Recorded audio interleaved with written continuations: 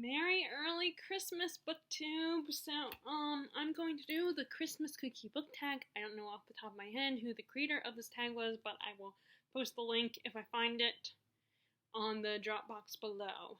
Okay, you guys know the drill, so here are the questions. The chocolate chip cookie, which is one of my favorites. The cookie that's comforting in any season. Name an old favorite. And I said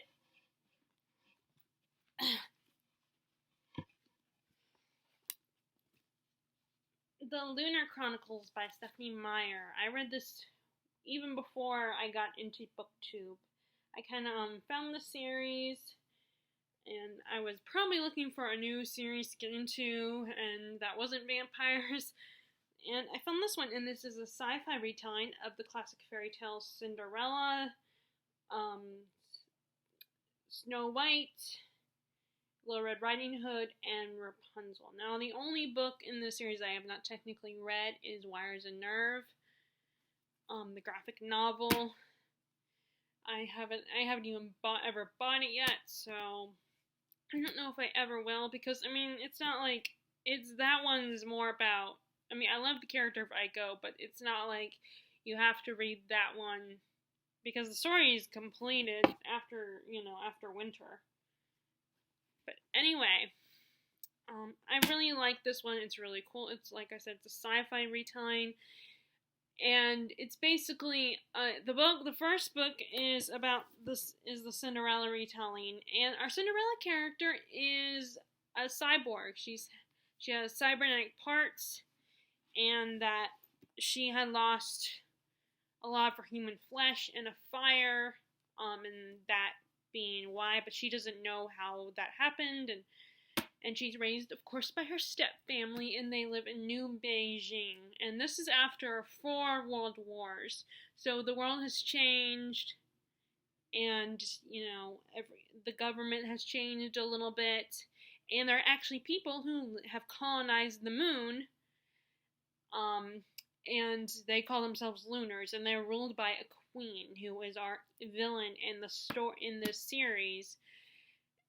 And most Lunars have a special gift where they can manipulate bioelectricity and can make you see what they want you to see, and they can control your mind and manipulate your brain waves and stuff.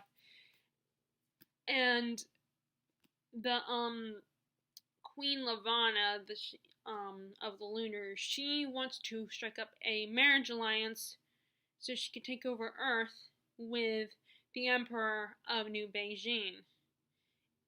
And that is Kai, our other main character, our prince character. And he doesn't trust Lavanna, and he doesn't want to marry, And on top of that, he knows,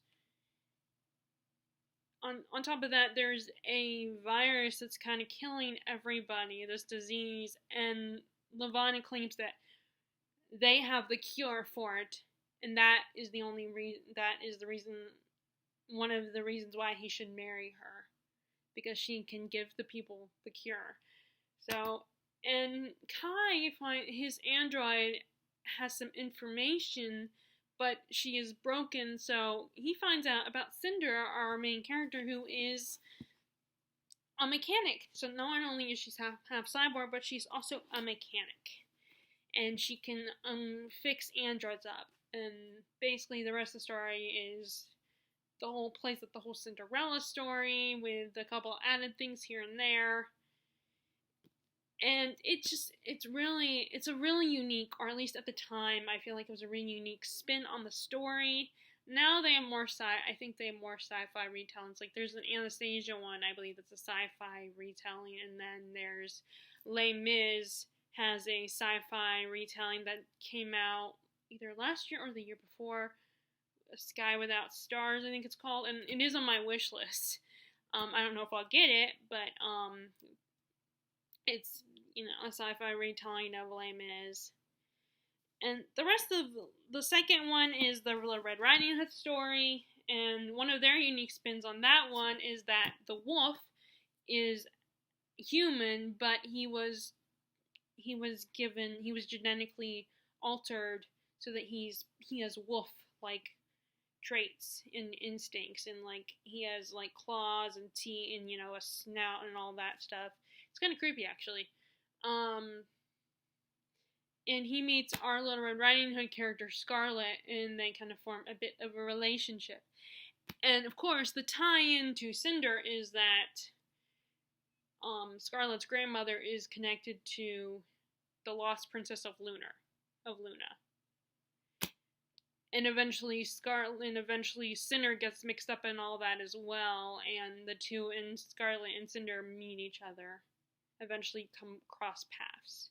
So that they, in the third book, we have Crescent Moon, who is our Rapunzel character. Instead of living in a tower, she lives on a satellite, and she's a computer genius. So the Queen Levana has her with her head from I can't say the word. I always get my THs and F mixed up. Head Thermatag. I can't say it. Her head of security, I guess. Whatever. I can't say the word of what they're really called. They are working together, and Cress is their little spy, and she ends up because Cinder and Scarlet are working together to find the lost princess, and save Kai from having to marry Queen Levana and save all of Earth. Levana has Cress spy on them. And then the third book is about Princess Winter, the Snow White character. And in this one, she is a little, like, if the Lunars that have the gift, if they don't use it, they slowly lose their mind. It affects their brains. And Winter, seeing the dangers of using their gift and how it can hurt people, she has refused to use it. So it's made her a little loopy, kind of a little crazy. And her prince is the guard who is guarding her and protecting her, because of course she's the princess. And Levana is her stepmom. And actually, Fairest is the prequel to that, and it tells about how Queen Levana became Winter's stepmother in the first place. And I have read that one. I thought it was kind of entertaining. I liked it. I didn't hate it. I didn't love it either. I thought it was kind of cool to get that backstory, but it's not one that I'm going to keep. It is in the donation pile.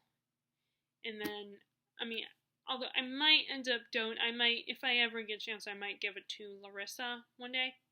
Problem is, she lives all the way in Maryland, and it's kind of hard to get together with her, because, when I go up to Maryland, we go to Virginia to see, my sister and her and them, and then, my other grandmother does still live in Maryland, so it's kind of it's a bit challenging for me to see her, but if I ever get a chance again, I will, probably give Fairest, and then the short stories collection I will give to, Larissa, if I ever get a chance to.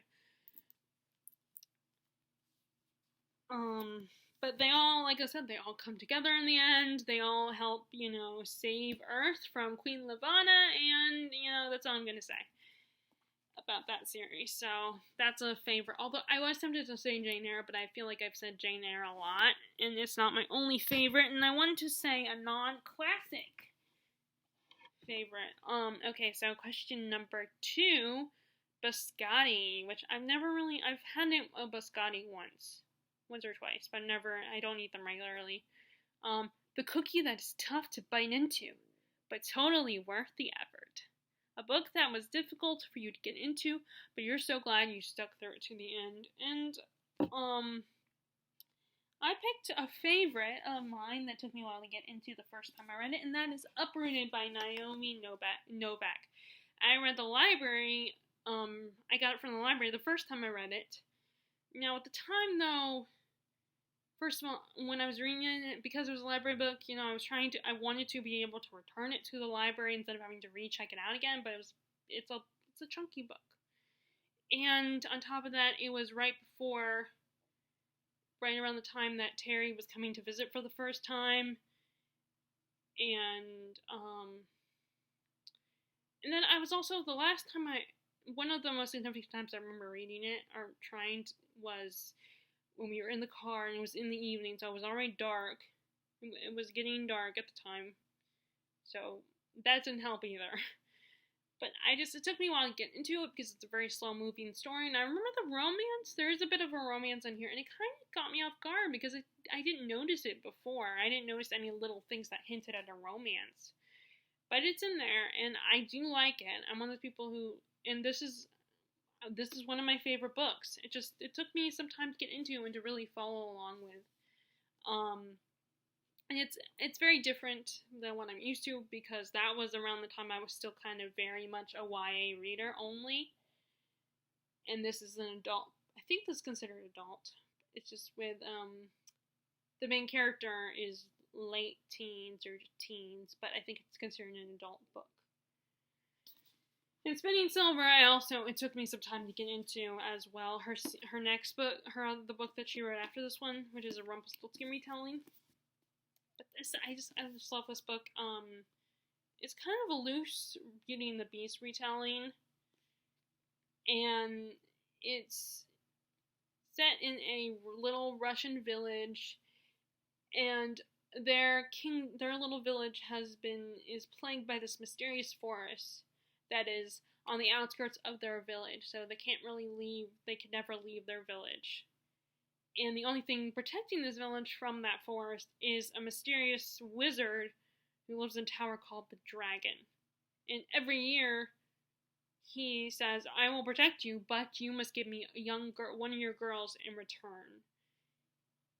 And he takes them, but every year, when he takes on a new girl, she decides that she doesn't want to live in the village anymore. She cannot stay there anymore.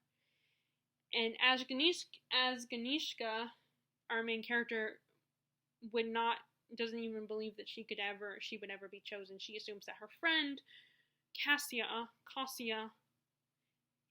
would be chosen because she's beautiful, she's smart, she's clever, she's been preparing for this her whole life.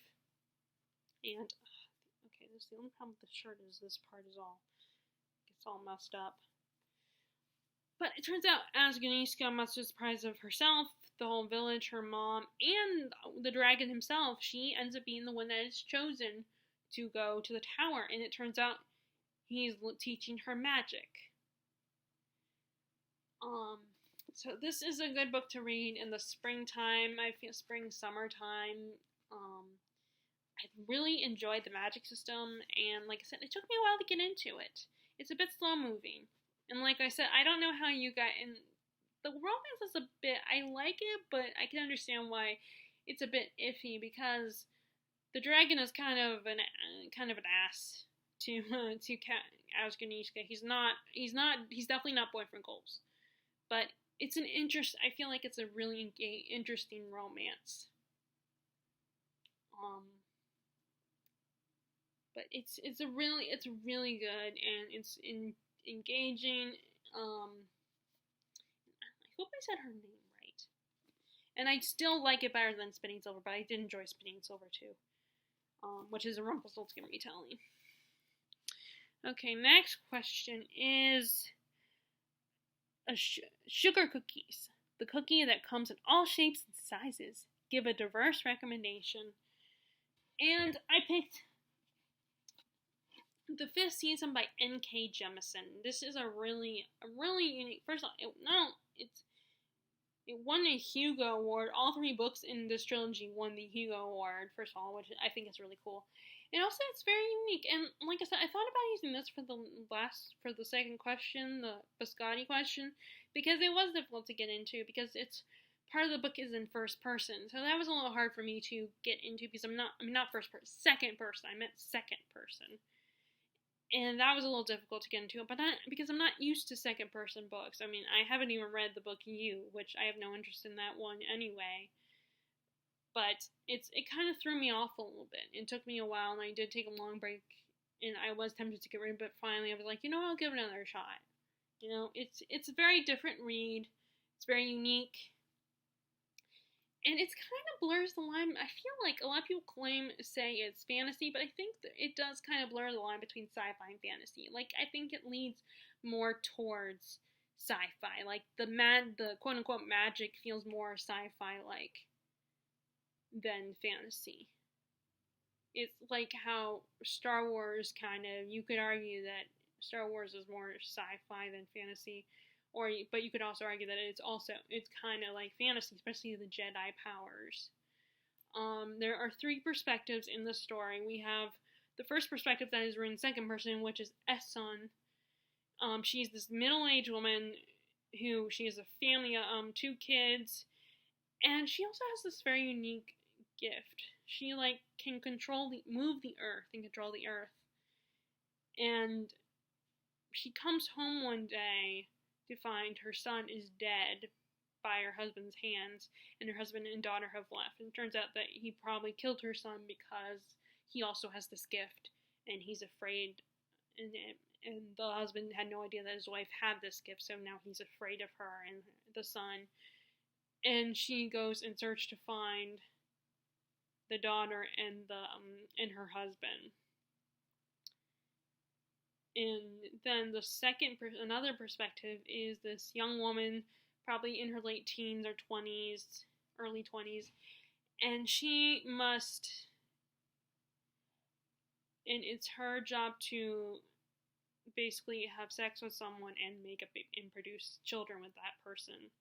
And she meets this one particular guy who's not too keen on this, doesn't like it, but knows that he has to do this, that they have to have sex together to make it, and he's not too keen on it because he feels like it feels forced. He's not comfortable with it, and he's kind of become a little bitter about it. So the two of them end up going on a journey together and they end up helping these people on this island.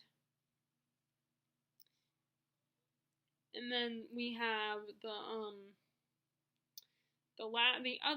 last part is a young girl who also has the gift like Essen, and she goes to a school for people with those gifts, but she starts to find out some secrets that she shouldn't know in the first place. Like, she starts to get hints of these secrets.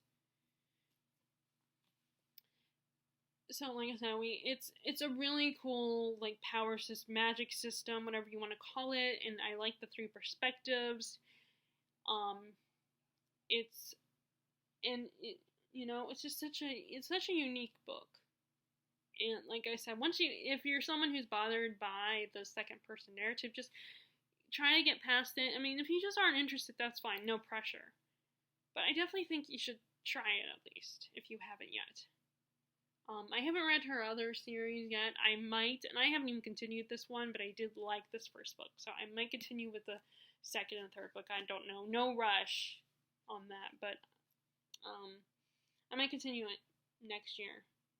Oh, and I've got the most important part. One of the most important aspects of the plot is that this world has like a group of 5 seasons where various disasters happen, like lava or floods, and all sorts of natural disasters happen, and eventually there's the 5th season, which means it's kind of like the apocalypse. Everything is destroyed and start over, and they are getting ready to during Essen's part of the book. The 5th season is coming, and she must get to find her husband and daughter before that happens. So yep, that I think it's definitely something you guys should check out. Okay, so next is Peanut Butter Blossoms, which I think I know what those are. I think those are those cookies, those peanut butter cookies with the Hershey Kiss in the middle. I think that's peanut butter blossoms. I have to look that up. I'm not sure. The underdog cookie that eventually became a Christmas favorite. Name a character that slowly but surely grew on you. Oh, that's this question. I just came up with the answer for that one because I was having a hard time with this one, but I said Zoya from the Grisha trilogy. In the original trilogy, or the Grisha version, I should say, but in the original trilogy, she kind of annoyed me. She was that typical bitchy girl, snobby, thinks she's superior to everybody else, and she wants the Darkling's attention, but the Darkling sets his eyes on the main character, Alina, and it has that typical bitchy mean girl versus the shy, sweet girl that's a little tough and feisty, but she's also a very nice kind of person, and she has this power that she doesn't understand, and um so at first I didn't like her, but she's and now she is brought in Crooked Kingdom, I believe. Crooked Kingdom or Six of Crows, she makes her appearance. One of those books. I think it's Crooked Kingdom that she makes her appearance. And I didn't have much time with her, but in King of Scars, I actually kind of liked her, and I felt sorry for her in that one. You know? And I guess, it adds the rivalry is very interesting, but it does, again, it's girl and girl hate. But the rivalry between her and Alina was kind of, thinking about it now, does have some interesting factors, and I do like when those type of characters, those female characters, they start out mean and bitchy and just mean girl, and then you find out, and of course there's the sob story, and that she's a mean girl for a reason, and if it's well written, it can be very interesting, and so. And I'm kind of, her and Nikolai are kind of my ship now. And I'm one of those people who did enjoy King of Scars. A lot of people I know didn't enjoy it, but I really liked it. I'm definitely gonna get Rule of Wolves, unless it ends up being like with Ruthless Gods and Silver Serpents, where I still have not bought them, but I am still interested in them. For some reason with series, especially YA series, I get distracted by other books, and then I take forever before I buy the next book in the series. But yeah, so Zoya, I don't remember her last name, but Zoya from the Grishaverse, I like her better now. She kind of reminds me of Cordelia from Buffy. Okay, so question number 5, Snickerdoodles. This along with butter cookies, which I'm gonna look up, because if my sister and them are able to come, with the whole, it's debatable if they're gonna come for Christmas or not with this whole pandemic. We're gonna see what happens later this month by Christmas time, so we have a few more weeks before, and we're gonna see how it is when my sister how that's gonna turn out. So I don't know if they'll come, but if they do come, I'm tempted to either way, I'll probably still look up a recipe for this, but I'm tempted to make them for my nephews and niece. Well, although my niece can't eat them, but my nephews can. These butter cookies that I used to, before we moved here in Maryland, in the mall in Maryland, there was a little cookie shop in the food court, and I used to always get butter cookies, because, well, they're butter cookies. They're butter cookies, so, but sugar cookies are my second favorite. Either that or chocolate chip. I don't know. I have to really think about that one. But sugar cookies. Oh, and then snickerdoodles. We're on snickerdoodles. So snickerdoodles are my second favorite, I think. I still don't know. I have to really think about that one. But snickerdoodles. The cookie with the name they can't say without smiling. Name a book that made you smile or laugh. And I said a series, actually. The first 3 books, I have not got to the 4th one, but the 4th one is on my Amazon wish list as well, so maybe I'll get that for Christmas too. This is the Temeraire series by another Naomi Novak books. And there are, I don't know how many, I want to say there are 7 books altogether. 7 or more than 7, I don't know, I have to look. But this is a series set during the Napoleonic Wars, and it's the idea of what if the war, instead of just using like typical like ships and guns and swords and all that stuff and horses, what if they had dragons during this war? And our main character, Will Lawrence, is a Navy captain, and him and his crew go after a French ship, and they infiltrate the ship and come across a dragon egg that they decide to steal, because having dragon power, who wouldn't want that? In fact, my dad got me thinking when I was telling him about this book series. It got me thinking about, he got me thinking about what would that be? What would be the consequences? How would that affect the war if it was possible? Because dragons have firepower, and they're big, vicious beasts that can They're these big, not necessarily vicious. They can be vicious, but they're these big beasts that can fly and have firepower. And in this book series, they also, like, some of them have different things. Like, they can spit, some of them can spit acid. And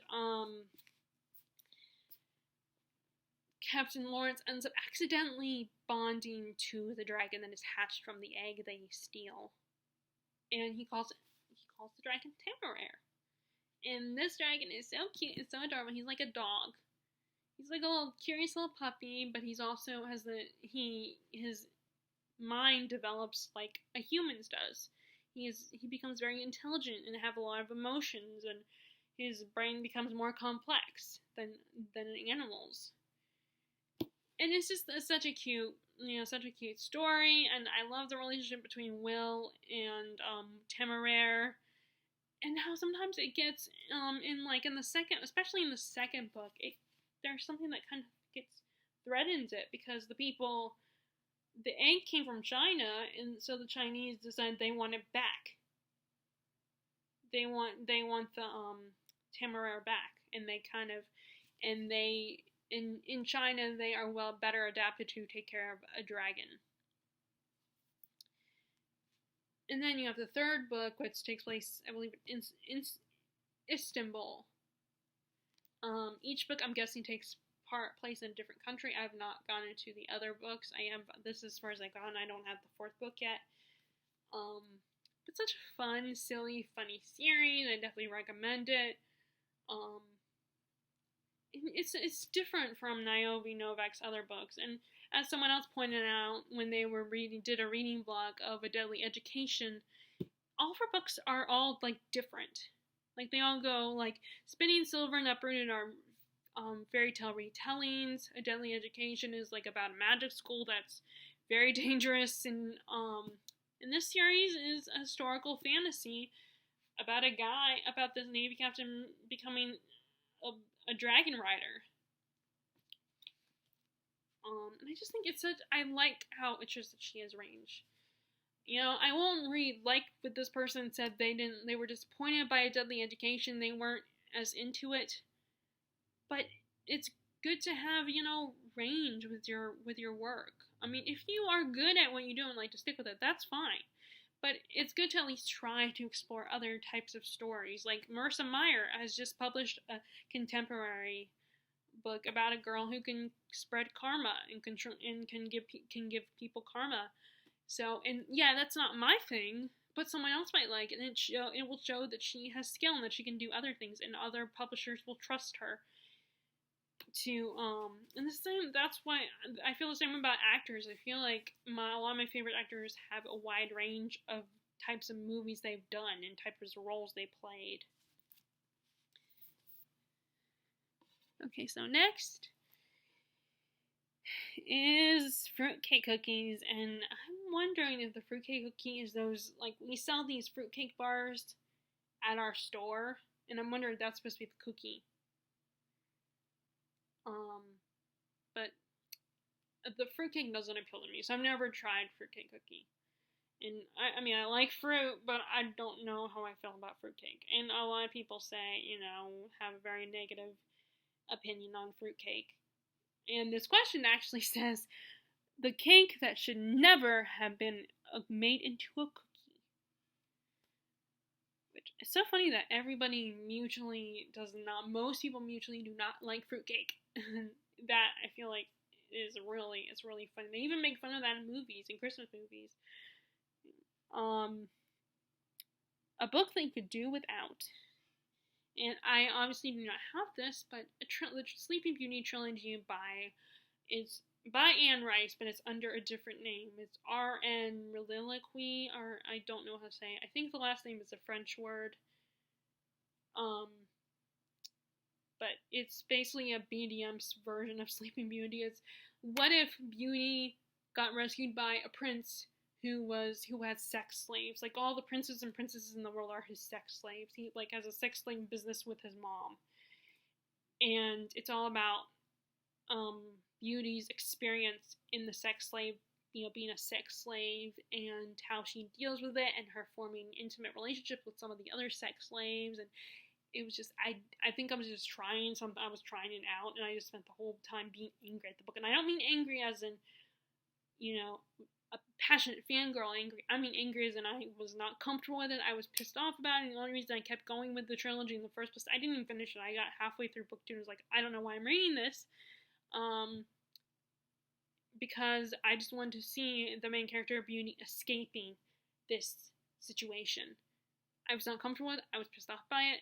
I think, like I said, I think it was just, I was trying it out, and someone in school recommended it to me, and it was just, I was not comfortable with it. I think because it was Sleeping Beauty related, I was thinking, oh, it's a fairy tale retelling or something, and I was just, and then actually Anne Rice recently published the fourth book, and I was curious and just looked at it and see what it's about, and it turns out basically, I'm glad I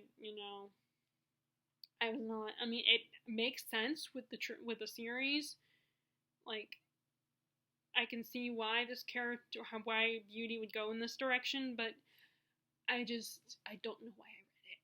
I mean, I know there are people that like that kind of stuff, and that's fine, but it's not for me. I was not comfortable with it. I got mad most of the time when reading this book, and like I said, not in a fangirl mad. I mean, I was like, why does this exist? Why,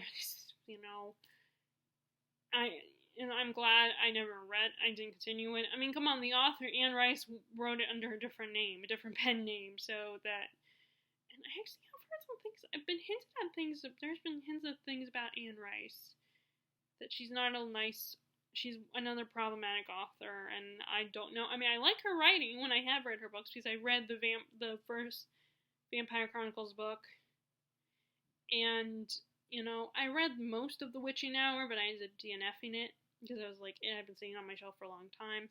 But I do like her writing, and I like the history she has, the deep dive into her worlds.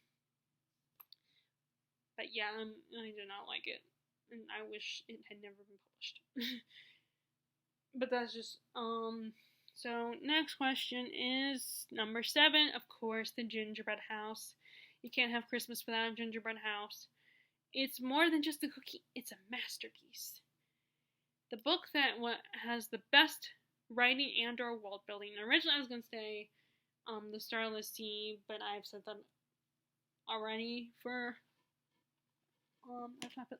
so I went with something different and said The Lost Queen from the Lost Queen trilogy. And this is actually about the sister who becomes a queen of the guy who inspired Merlin. And it's set in a medieval type world when the world is changing and Christianity is coming to Europe, and it's just such an interesting, engaging world. And apparently, if you like Outlander, you might like this. Outlander meets Camelot. If you like those, then you might like this one.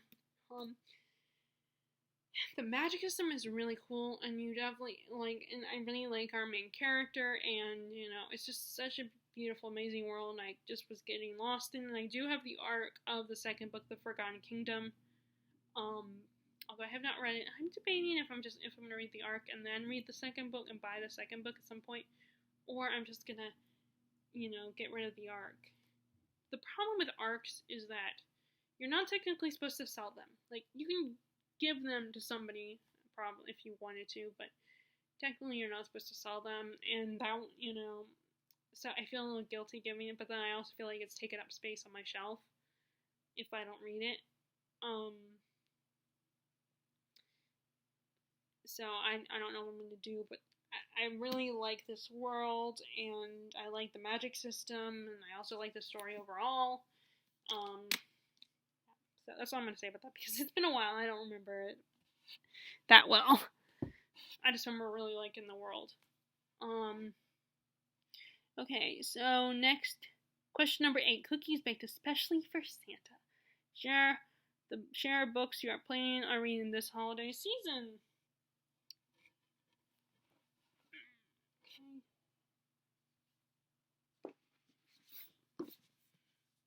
Just show these two.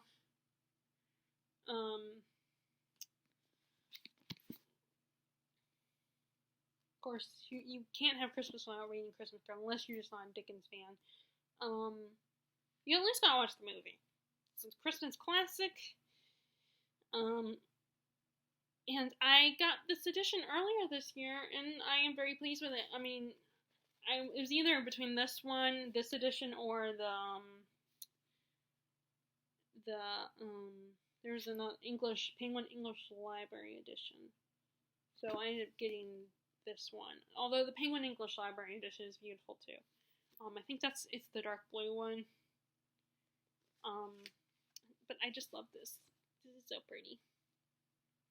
But I did get it from Thrift Books, so it's a little dusty. And I think I kind of ruined this part a little bit. It also has colored pages. And this one also includes the chimes and the haunted band, which I've heard Katie from Books and Things mention those as well. But I am so familiar with the story. You know, I saw the movie long before. I've seen adaptations long before I ever read the book. And then one day I read the book. Finally, I decided I want to get a more portable copy so I can travel with that. And I will read it sometime this year. And I would love to put on a live reading performance of this with my dad for my nephews and niece. Although my niece, again, she's a baby, so she won't appreciate it as much as my nephews would. The problem is it doesn't have any pictures. But I think it would be kind of fun, and especially because my dad was the Ghost of Christmas present in a community production of the play of this. He was, you know, the guy who wears the green robe and is like, "Come, men, know me better," and he shows them what everybody's doing presently, and he, you know, he's a very enthusiastic character towards the end when he's dying, and you know, it's a classic. Who, you know, you gotta at least watch a movie adaptation of this one. And then Once Upon a River. So, like with The Night Circus and Starless Sea, I want to reread the first book of Diane Satterfield's that I had already read. So, and I didn't have Bellman in Black. I already donated that one. I did like that one, but I didn't love it, so I didn't keep that one. But I finally did reread 13th Tale earlier this month, because as I'm filming, it's still November. It's the last day of November. Tomorrow's officially December 1st. Although I think I'm gonna have this upload on the 1st. I'm gonna upload this tomorrow and not today. Not have it published today, but have it published tomorrow. But I want to read this as well. I feel like this is, despite the cover, which feels very more spring-like, like the cover with the swan on it would fit more. I feel more wintry. It could be both winter and spring, but the premise itself makes me think of winter for some reason, like storytelling and sitting by the fire in the evening hours, or in this case, they're at a tavern when they're hearing the story, and it feels very wintry. So I decided I'm going to read this in the winter time, and this is where All Mad Here went. I have this bookmark. See, I've already started a little bit of it. Oh, that's what she looks like. Let me see. Okay, yeah, so she is a Brit. She lives in Oxford, England. I wasn't sure if she's British or not. But as you can see, I did start it. I might have to restart it, I don't know, but I'm definitely going to read this winter. But it's not what I'm reading today, though. Today I'm reading Tooth and Claw and by Jo Walton, and then I'm also reading